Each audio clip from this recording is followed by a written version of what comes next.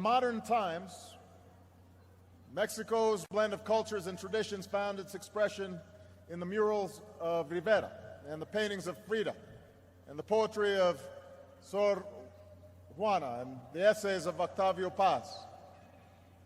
Yeah, I like a little fruit. The dances he choreographed were a blend of ballet, modern, and jazz, and they used the blues and spirituals as well. But one of the things that's interesting that's happening in the United States is that you're starting to see organizations that are kind of a blend of for-profit and non-for-profit. So they might... Jazz took shape in that most American of cities, New Orleans, where the rich blend of Spanish and French and Creole and other influences sparked an innovative new sound.